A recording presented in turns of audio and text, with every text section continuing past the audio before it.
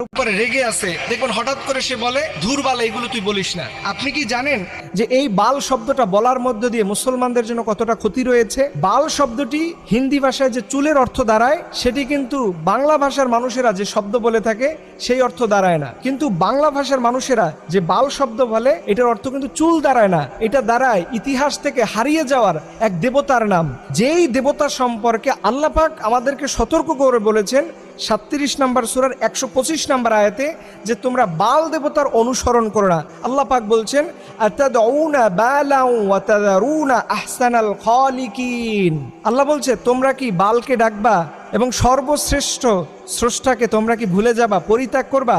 এই বাল শব্দটা আল্লাহ পাক কোরআনের মধ্যে বলেছেন। এই বাল শব্দটা সেমিটিক শব্দ, যার অর্থ দাঁড়ায় দেবতা বা স্রষ্টা, বা আমরা যে আল্লাহ বলে সম্বোধন করি ঠিক একই রকম অর্থ দাঁড়ায়। এটা আসলো কোথা থেকে?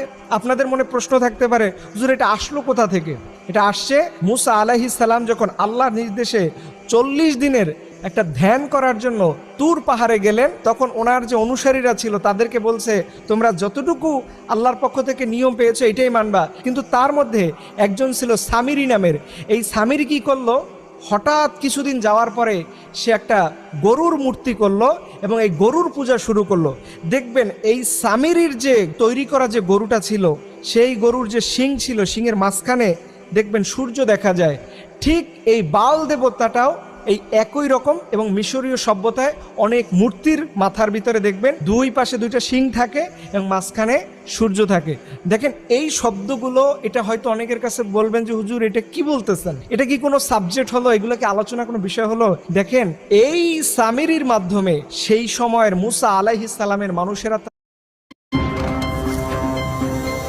हेल्दी हार्ट के लिए आई हैव बादाम से पेड़े ऑल्सो সামনে সবাইকে অপরাধী হতে হবে শুধুমাত্র ওই গরুর পূজা করার কারণে, এই শিরিক করার কারণে, শুধুমাত্র এই বাল দেবতাকে অনুসরণ করার কারণে। অথচ আমরা খুব সহজেই এইগুলো বলতেছি, আমরা জানিও না কোন শব্দটা বললে ইসলামের দৃষ্টিকোণে রাইট আছে, কোন শব্দটা বললে ইসলামের দৃষ্টিকোণে রং আছে, এটা আমরা অনেকেই জানি না। কিন্তু আফসোসের বিষয় প্রিয় ভাইয়েরা, আমরা আমাদের লাইফে, আমাদের জীবনে যতদিন পর্যন্ত থাকি না কেন, সবার আগে ভাগে আমাদের ইসলামকে অনুসরণ করতে হবে। ইসলামকে বাদ দিয়ে পৃথিবীর কোনো তন্ত্রমন্ত্র বিশ্বাস করা যাবে না। আজকের যে সাবজেক্ট আপনারা শুনলেন, হয়তো অনেকেই আপনাদের মাথার উপর থেকে যেতে পারে, হয়তো জীবনে প্রথমও শুনতে পারেন, কিন্তু আপনি ইন্টারনেটের মধ্যে সার্চ করেন, এই বাল দেবতা সম্পর্কে আরও খুঁজেন, কোরআনের 37 নম্বর সূরার 125 নম্বর আয়াতটা আপনি দেখেন, আপনার কপাল খুলে যাবে। আপনি যদি এই ভুলটা, এই শব্দটা বলা থেকে নিজেকে বিরত রাখতে পারেন, আপনি পরিপূর্ণ একজন মুমিনে পরিণত হবেন। আল্লাহ পাক